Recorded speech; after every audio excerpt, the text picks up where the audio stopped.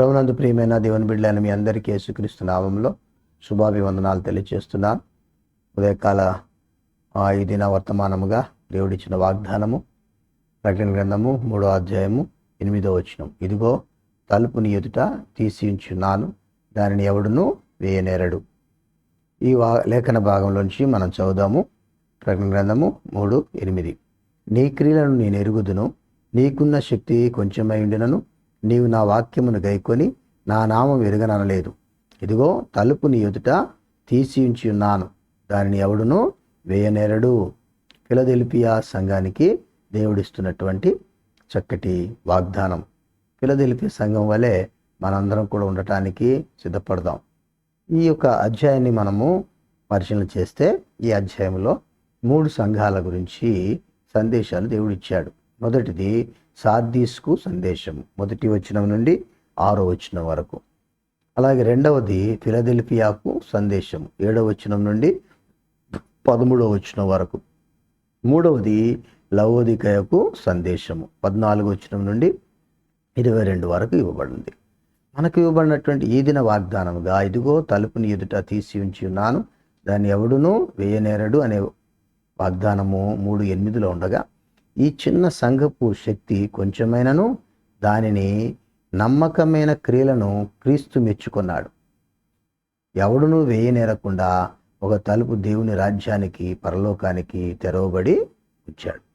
కాబట్టి ఆయన తెరవగా ఎవరు ముయ్యలేరు. ఎప్పుడు ఈ పరిస్థితి ఉందంటే, నీ క్రియలను నేను ఎరుగుదును, నీకున్న శక్తి కొంచెమై ఉండునను నీవు నా వాక్యమును గైకొని నా నామమును ఎరుగననలేదు.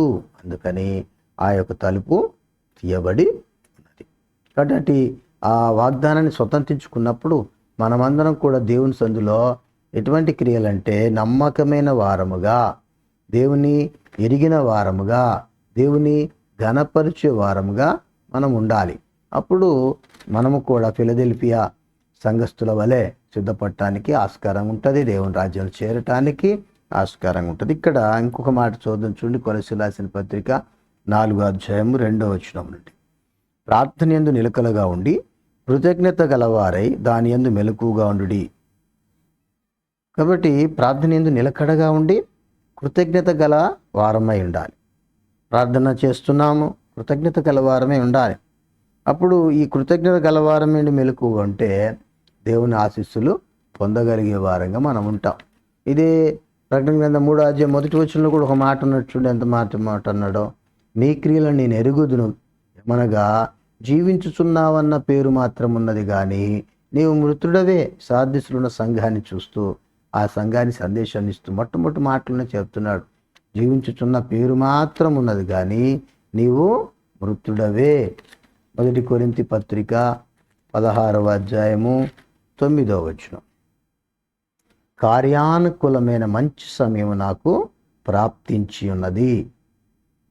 పౌలు అంటున్న మాట కొరింథీ సంఘాన్ని తెలియజేస్తూ, కార్యానుకూలమైన మంచి సమయం నాకు ప్రాప్తించి ఉన్నది. అక్కడ 1వ నెంబర్స్ కింద రాసి ఉన్నారు చూడండి, గొప్ప ద్వారము నాకు తెరవబడి ఉన్నది. ఎటువంటి పరిస్థితులు ఈ మాట చెప్పాడంటే, ఎదిరించువారు అనేకులు ఉన్నారు కనుక పెంతుకొస్తు వారికి ఎఫెసులో నిలిచిందును.